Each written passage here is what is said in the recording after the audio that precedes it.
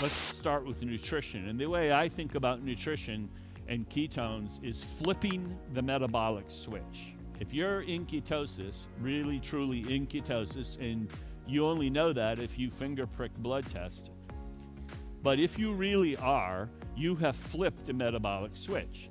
And this is a primitive switch. It's been in human history for tens of thousands of years, hundreds of thousands of years. And the reason it exists is to prevent us from dying in the case of starvation. So when the hunting and gathering was poor, you would die in 2 days. But we all know humans can live for 40 days at least without food. Some can live 50 or 60. Well, how can we do that if I said you would die in 2 days? It's because your brain would die due to the loss of glucose. The brain takes 25% of your energy and it's only 2% of your mass. So without the ketones, the brain dies and you die. And this is the reason why we can fast, and it's the reason why we're all here. There wouldn't be humans without this metabolic switch. You don't want the animal to perform worse, you want it to perform better. So hence many of the advantages of the ketogenic diet come into play, and that's why we have them. Brain function, huge. Liver, muscle, major benefits.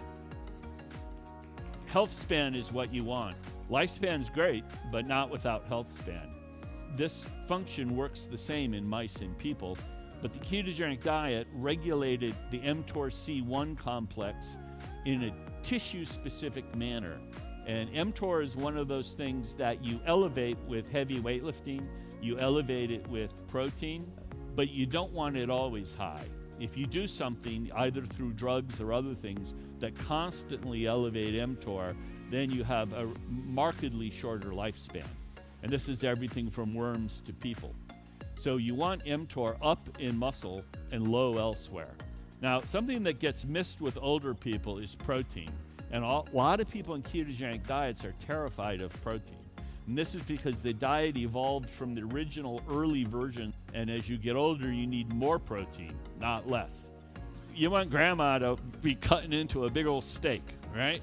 So old people need more protein because their bodies can't use the protein anywhere near as efficiently.